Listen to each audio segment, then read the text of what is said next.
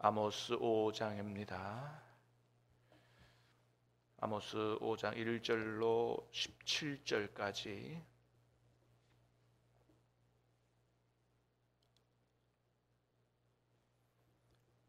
아모스 5장 1절로 17절까지입니다.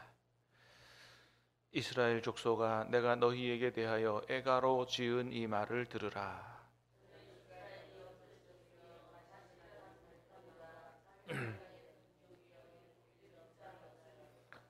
주 여호와께서 이와 같이 말씀하시되 이스라엘 중에서 1000명이 행군해 나가던 성읍에는 100명만 남고 100명이 행군해 나가던 성읍에는 10명만 남으리라 하셨느니라.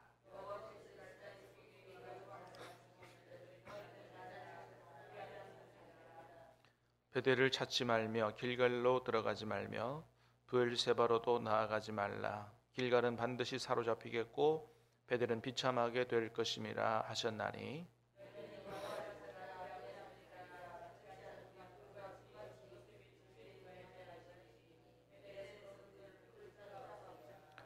정의를 순쑥으로 바꾸며 공의를 땅에 던지는 자들아,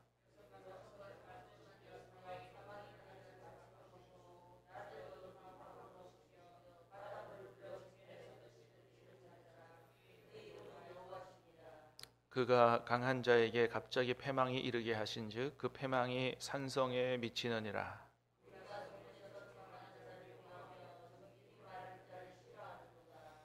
너희가 힘없는 자를 발로 밟고 그에게서 미래 부당한 세를 거두었은즉 너희가 비록 다듬은 돌로 집을 건축하였으나 거기 거주하지 못할 것이요 아름다운 포도원을 가꾸었으나 그 포도주를 마시지 못하리라.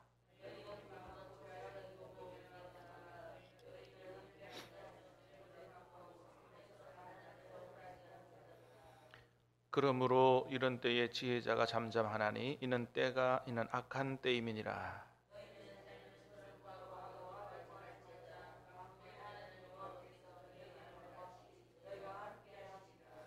너희는 악을 미워하고 선을 사랑하며 성문에서 정의를 세울지어다. 만군의 하나님 여호와께서 혹시 요셉의 남은 자를 불쌍히 여기시리라.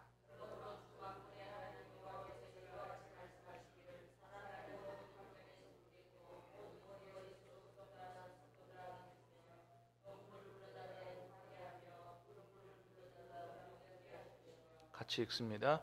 모든 포도원에서도 울리니 이는 내가 너희 가운데로 지날 것임이라 여호와의 말씀이니라. 아멘.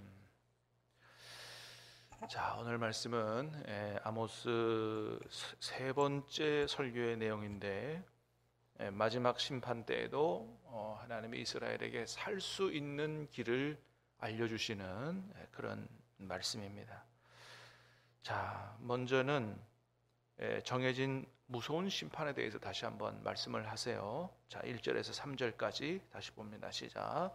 이스라엘 족속아, 내가 너희에게 대하여 애가로 지은 이 말을 들으라. 처녀 이스라엘이 엎드려졌으며 다시 일어나지 못하리로다. 자기 땅에 던지우며 일으킬 자 없으리로다.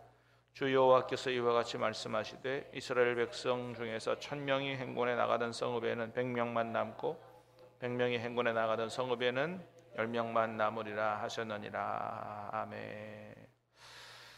이스라엘 족속아, 내가 너희에게 대하여 애가로 지은 이 말을 들으라. 하나님이 애가를 지으셨다는 거죠. 자, 여기서 애가는 어떤 애가겠어요? 죽은 사람을 애도하기 위해서 지은 슬픈 노래죠. 그러니까 장례식을 얘기하는 겁니다. 장례식을 얘기하는 거예요.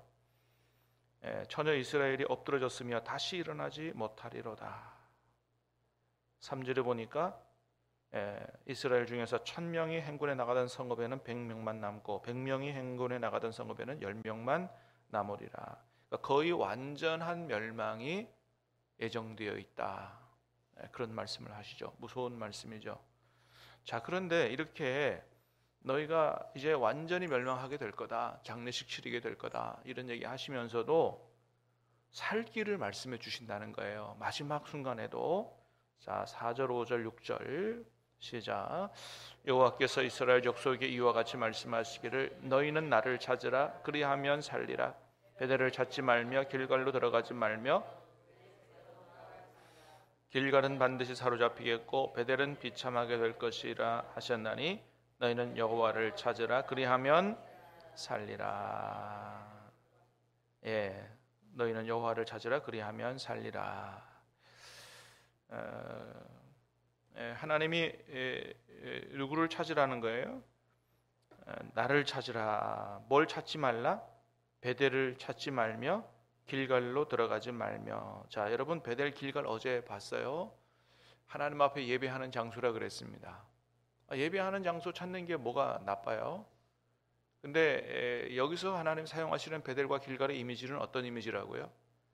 막 정성스럽게 예배는 잘 해서 드리는데 하나님 말씀에 순종하는 삶은 없는, 형식만 남은, 열심만 남은, 그냥 우리들이 기뻐하는 예배, 이런 예배를 얘기하는 거죠. 그러니까 너희가 사는 길은 하나님이 기뻐하지 않는 이런 예배, 그 거짓된 예배, 형식만 남은 예배, 너희들의 기쁜 예배, 자꾸 이것만 찾지 말고 누구를 찾으라고요? 하나님을 찾으라는 거예요. 하나님과 하나님의 뜻을 찾는 참된 신앙을 회복하라. 여러분, 예배가 중요하지만 정작 중요한 것은 하나님이신 줄로 믿습니다. 여러분, 예배를 왜 드려요? 하나님 기쁘시게 해드리려고 예배 드리는 거죠. 그러니까 예배 드릴 때마다 우리가 예배의 본질이 뭔지를 잘 알아야 됩니다. 절대 우리 기쁘라고 드리는 거 아닙니다. 찬양 예배를 드리고 박수치고 찬양을 해도 우리 기쁘라고 하는 게 아니다 말이죠. 누구 기쁘시라고? 하나님 기쁘시라고. 그러니까 진정한 찬양과 경배를 드리기 위해서 그렇게 하는 거죠. 예. 절대로 예배는 우리 만족이 돼서는 안 된다. 하나님을 기쁘시게 하는 예배. 그럴 때 하나님이 은혜 주셔서 그 은혜로 우리가 기쁘게 되는 거지. 그렇습니다.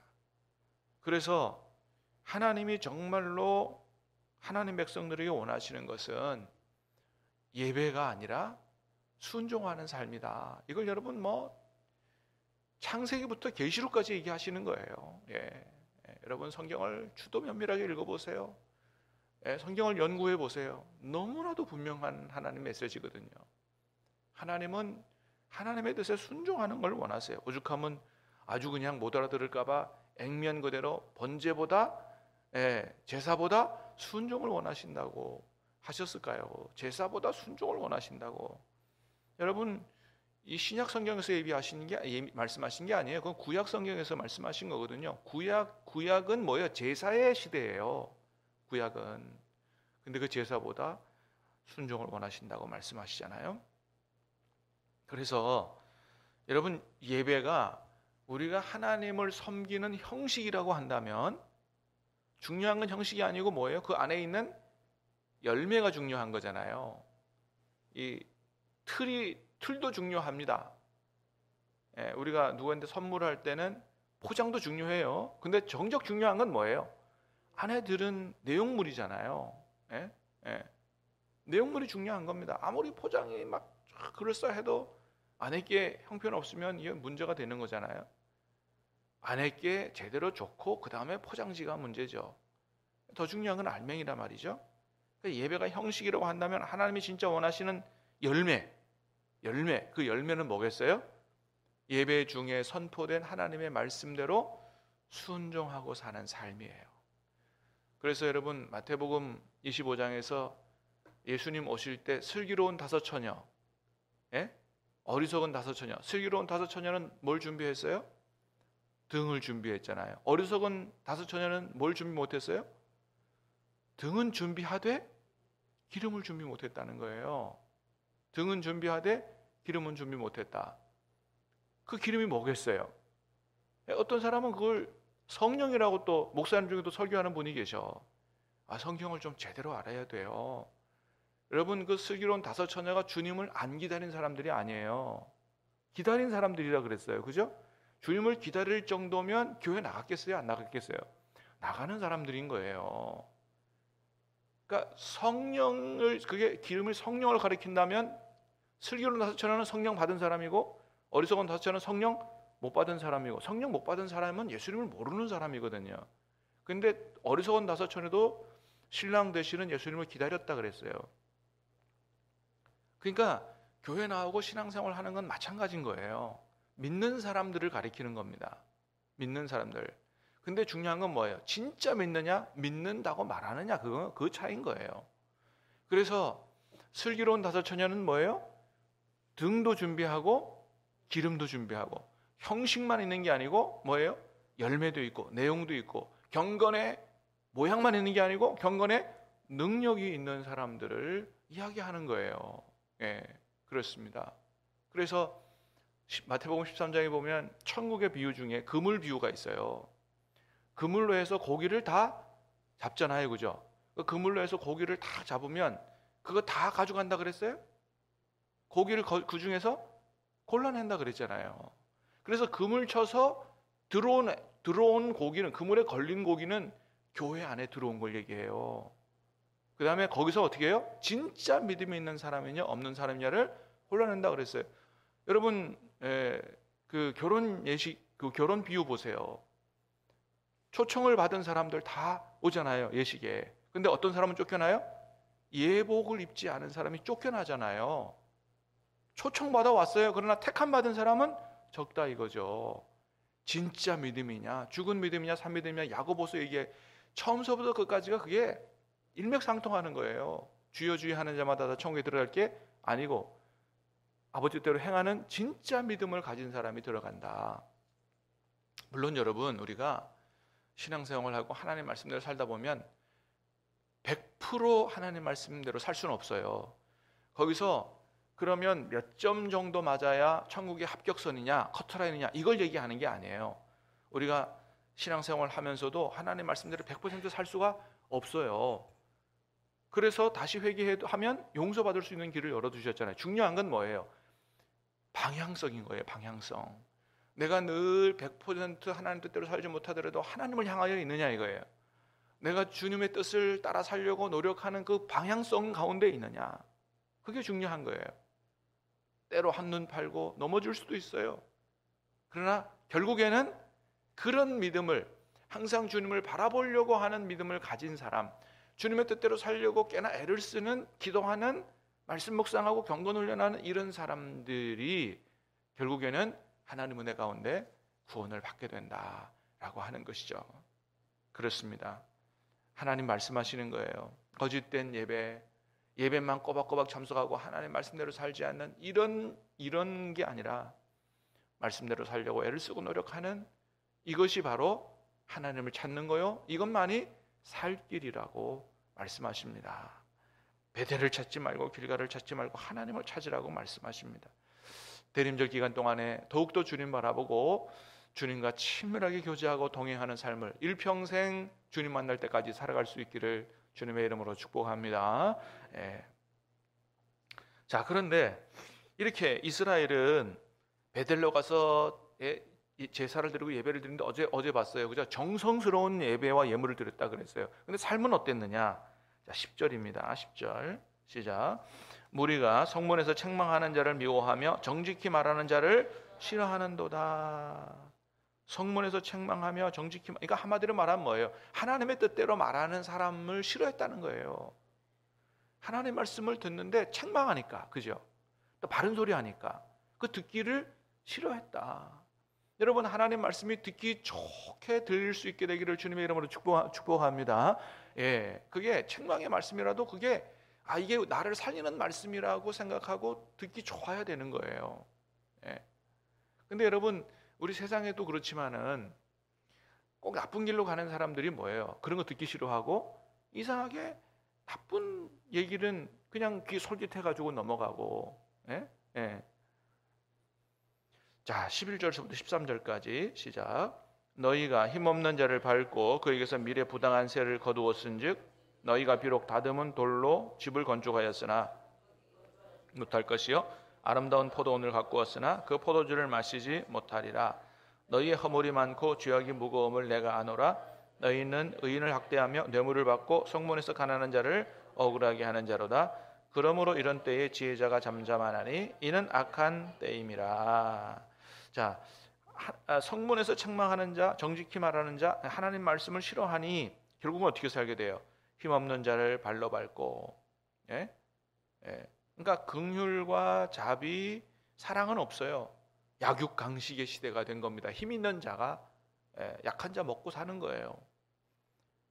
그에게서 미래 부당한 세를 받고 또 의인을 학대하고 뇌물을 받고 성문에서 가난한 자를 억울하게 한다. 재판을 굽게 하는 겁니다. 그러니까 유전무죄, 무전유죄 뭐 이런 게 막 나타나는 거죠. 네. 여러분, 사람은 별 수 없어요. 사람은 이미 죄에 오염되어 있기 때문에 하나님의 은혜와 성령의 역사가 아니면 새로워질 수가 없는 겁니다. 죄에 오염되어 있고 또 그 안에 누가 역사해요? 마귀가 역사하기 때문에 하나님을 알지 못하고 하나님의 은혜가 없고 하나님이 이끌어 주시는 강력한 역사가 없으면 다 이렇게 살게 되는 겁니다. 예. 자, 그러니 이렇게 하나님의 말씀을 싫어하고 약한 자를 발로 밟고 억울하게 악하게 살았으니 어찌 하나님이 심판하지 않겠느냐고 말씀하시는 거예요. 그래서 여러분, 하나님의 백성이 사는 길은요 두 가지밖에 없어요. 첫 번째는 주의 종들은 가감없이 하나님의 말씀을 선포하고 그래서 사람들이 말씀을 통해 자기 자신을, 자기의 죄를 돌아볼 수 있도록 해야 돼요. 이게 말씀을 맡은 주의 종들의 책임이고 사명이에요. 말씀을 올바로 선포해서 듣기 좋은 얘기만 하는 게 아니고 뭐예요? 성도들이 자기의 죄를 볼 수 있도록 해야 돼요. 그래야만 어떻게 해요? 회개할 수 있고 그래야만 살 수 있는 길이 열리기 때문이에요. 또 두 번째는 성도들은 좀 듣기 거북하고 싫어도 하나님의 말씀이면 아멘하고 받을 수 있는 믿음이 필요한 거예요. 그러므로 사랑하는 여러분, 한국교회에 이런 은혜와 축복이 있게 되기를 소망합니다. 목회자들은 어떻게 해요? 사람 눈치 보지 말고 하나님 말씀을 가감없이 담대하게 선포해야 되고 그런 믿음이 있어야 되고 성도들은 어떤 믿음? 그 하나님 말씀을 아멘으로 받고 순종할 수 있는 믿음. 목회자들에게는 담대하게 선포할 수 있는 믿음과 성도들은 아멘하고 받고 순종할 수 있는 믿음, 이 길이 사는 길이다 라고 하는 것이죠. 그렇습니다. 그래서 마지막으로 한 번 더 권고합니다. 말씀을 받고 이렇게 살아라. 14절 15절 시작. 너희가 살려면 선을 구하고 악을 구하지 말지어다. 만군의 하나님 여호와께서 너희의 말과 같이 너희와 함께 하시리라.